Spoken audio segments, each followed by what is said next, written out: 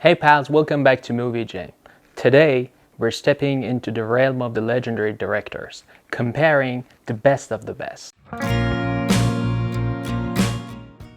We're talking about 4 contemporary directors which their movies are the most expected ones. I'll be breaking down their highs and their lows and their latest movies and upcoming projects, and it gets even more exciting. We're diving into the statistics, comparing their movies' average rating across the IMDb, Rotten Tomato, and Metacritic, which these sources I believe brings together both critics and people opinion about a movie. Let's keep in mind that assessment and rating of the movie can change over time. So we'll zip through more than 15 incredible movies in this video, so subscribe and hit the like so this video gets more viral, and let's see the inside scoop. Martin Scorsese, a legend at the age of 81.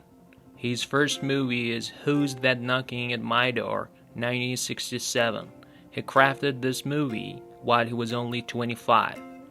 It's about a young man who cannot accept the girl he married after he realized she got a bitter past.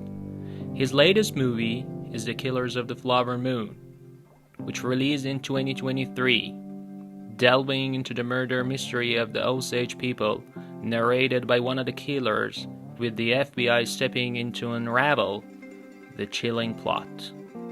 Let's rewind a bit and explore Scorsese's top 5 films from number 5 to number 1. It's based on the movie's average rating in the mentioned websites. Number 5, Mean Streets. 4, Raging Bull. 3, Taxi Driver. 2, Irishman. And 1, what do you think? Yeah, Goodfellas. Martin's lowest rated movie is New York, New York, released 1977. I cannot afford not to mention my favorite one among his works, The Departed, winner of the Oscar 2006. It's really brilliant movie and it's my favorite on the list. He has noted his next movie will be about Jesus. As you may know, he has already made a movie about Jesus named The Last Temptation of Christ, which based on the rating, he's one of the low-rated movies. Maybe he want to make it up with a better one. Steven Spielberg was born on December 18, 1946. Therefore, as of now, he would be 77 years old. Spielberg's first full-length feature film was Duel, released in 1971. Duel is a thriller about a business commuter pursued and terrorized by the unseen driver of a mysterious tanker truck. Spielberg started making film at a very young age. He directed his first short film, Firelight, at the age of 16. It was a science fiction adventure about a UFO invasion, and he made it on a budget of only $500. The interesting part is this movie is mentioned in his latest movie.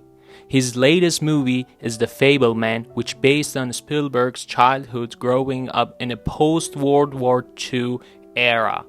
Also goes over how he got interested in cinema and what barriers he faced on his way. Spielberg's top 5. Number 5, Raiders of the Lost Ark. 4, Jaws. 3, The Extraterrestrial. 2, Saving Private Ryan. And number 1, Schindler's List, which is my favorite among his works. Steven's lowest rated movie is 1941, released in 1979. Last year, it announced that Steven Spielberg was planning to direct an original film that will center on Frank Bullitt. This classic film character was originally played by Stephen McQueen in the 1968 film Bullitt. And Bradley Cooper is set to star in the new movie, and Spielberg is planning on directing it.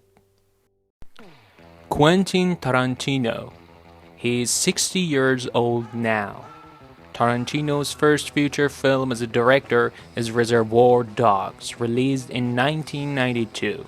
This movie is a crime film that Mark Tarantino's quickly gained attention for its unique storytelling, sharp dialogues, and non-linear narrative structure. Tarantino's most recent film is Once Upon a Time in Hollywood, released in 2019. Some might complain the movie is boring, but you'd like it especially if you're familiar with Tarantino's style. I mean, nonlinear narration and manipulation of the real events. If you watch the movie, you know what I'm talking about. One of the Brad Pitt's best performance belongs to this movie. Tarantino has made only 10 movies in his career if we consider Kill Bill 1 and Kill Bill 2 two separate movies. Now Tarantino's top 5. Number 5, Once Upon a Time in Hollywood. Number 4, Kill Bill 2. Number 3, Django Unchained, which is my favorite among his work. I believe the movie should have won the Oscar 2012, which unfairly, I believe, that's my personal comment, unfairly went to Argo. Number 2, Reservoir Dogs. And number 1, which I believe most of you can guess, yes, Pulp Fiction. The lowest rate also goes to the Death Proof. He's thinking about hanging up his director's hat after hitting the 10th movie milestone, and that counts Kill Bill as one whole film. He's got this theory that even the best directors tend to have their weakest 4 movies toward the end, so he wants to call it quits while he's still riding high. Movie Critic, possibly dropping in 2024, but it's not set in stone, as the next flick of Tarantino. It's all about the 70s critic who used to review adult movies. Tarantino thinks the guy was a riot with a fascinating personality and all. Seems Tarantino did not want to have any well-known actor or actress in the movie, but producers made a condition of having a famous face in the movie so they would accept producing the film. And they proposed Brad Pitt, and Tarantino accepted, so Brad Pitt will be in the Tarantino's last movie.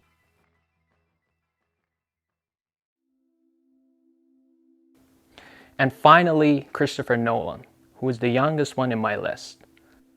Christopher Nolan, with 53 years old, is the youngest in my list. Christopher Nolan's first feature film as a director is Following, released in 1998. Following is a psychological thriller that showcases Nolan's distinctive filmmaking style and storytelling techniques. And his last job is Oppenheimer, which sold almost 1 billion over the last year. The story of American scientist J. Robert Oppenheimer and his role in the development of the atomic bomb. So far, he has made 12 movies, and top 5 of them are: Number 5, Inception. Number 4, Memento. Number 3, Dunkirk. Number 2, his latest project, Oppenheimer. And number 1, Dark Knight. The least rated one is Tenet 2020. I don't have all the details about his next project yet, but in an interview, he talked about it being more of a blockbuster. Oppenheimer kind of took a toll on him mentally with its high pressure and intense story, so it seems like he's switching things up for the next one. Alright, the exciting part, comparing their average movie ratings across the mentioned websites.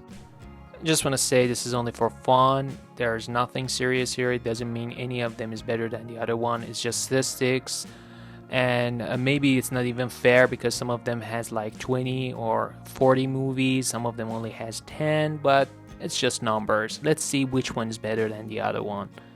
based on the ratings of the movies from critics and people.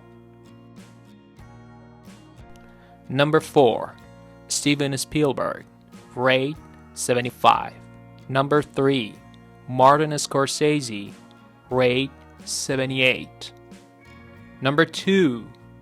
Quentin Tarantino, rate 80. And number 1. Christopher Nolan, rate 81. Let me know which director is your favorite, and also let me know which movie is your most favorite one among these movies in the comments. Thank you everyone for watching this video. I hope you enjoyed it. Hit that subscribe button so you'll be the first one to know when the new one drops.